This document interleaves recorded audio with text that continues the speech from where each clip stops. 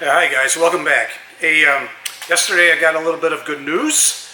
I had called the concierge service and he told me I was now at 3400 status, which was great news. And I had a TPW of July 11th, the week of July 11th, and I was to call back for a status update on that Friday, which would be the 15th, July 15th. So that was really great news. 3400 status is order is broadcasted for production, which means they're pulling the parts for the car, and that an internal plant order has been produced. That was like my fourth call to the concierge. I did it every 2 weeks, starting from the time my order went in to GM, which was on May 19th, I believe. And so every 2 weeks after that I would call and I would still be at status 3000. One thing I wanted to mention was during the ordering process with the dealer, I decided to go with the Z51 package because I didn't want to wait any longer and take a chance on what was going to be constrained or whatever down the line. I had an opportunity to get the car, but I had to take the Z51 package, which was, I think, like $6,300. In hindsight, that was probably a good move because when I ordered the car, there had been a price increase of $1,000, I think, at that time. But by June 13th, they were showing other price increases, including a larger base price increase. The options that I got with my convertible with tax would have totaled an additional $3,600 if I had waited to order during the June 16th time frame. So in hindsight, at $3,600, I could, rationalize taking off the $6,300 for the Z51 package. So now the Z51 package sounds like a bargain.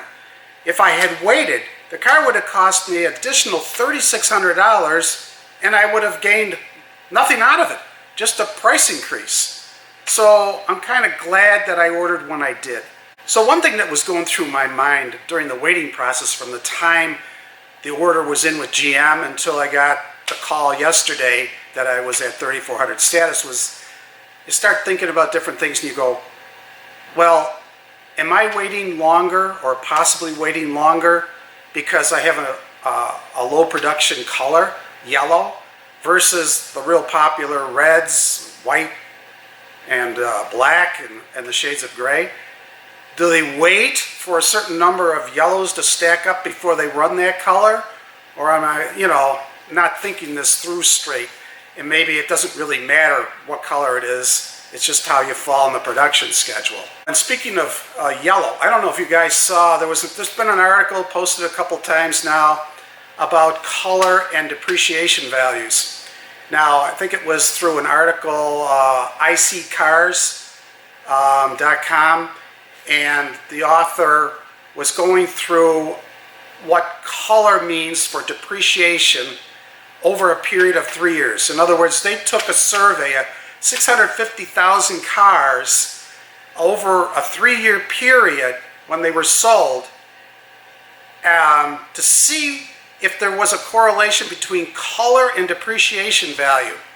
And surprisingly, yellow had the least depreciation over that 3-year period. I couldn't believe it. And that was on a convertible.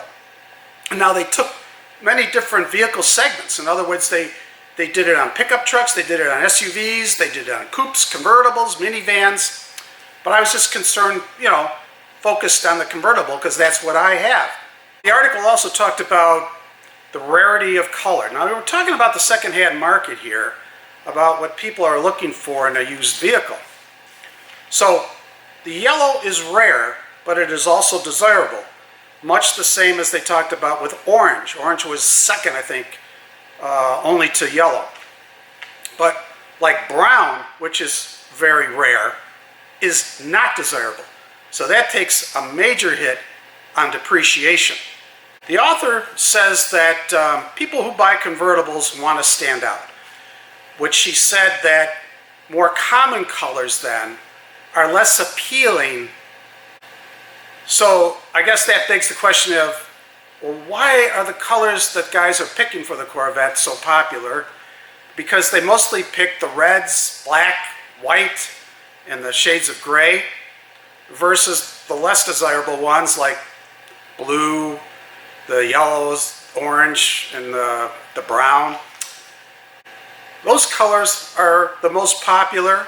And then I think what they were saying was that if you're in the secondhand market, you're going to have plenty to choose from reds, whites, blacks, and shades of gray, that if you find one price and you don't like it, you can go to another guy and see if he's got a lower price. You can shop more with the most popular colors. Yellow, which is more rare, you don't have many choices when you go out shopping for a yellow convertible.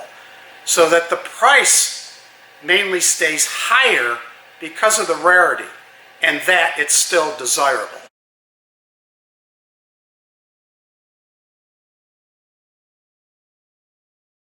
My bottom line to this whole thing is pick a color that you like.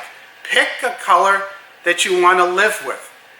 You don't know how long you're going to hold the car unless it's already in your mind you want to try to flip it or make money as soon as you get the car. But if you're going to hold on to it for a while and this is something you really want to enjoy, color is important for your enjoyment. So just pick the color that you want and don't worry, at least in my opinion, to the resale value later on. It's just enjoy the vehicle now. Okay guys, I guess that's it for today. I'm excited about the 3400 status. It was a surprise to me. I actually wasn't expecting it. I was expecting another, well, you're still at 3,000, call back in 2 more weeks. So that was a bit of good news yesterday. Okay, so then I'll talk to you guys later.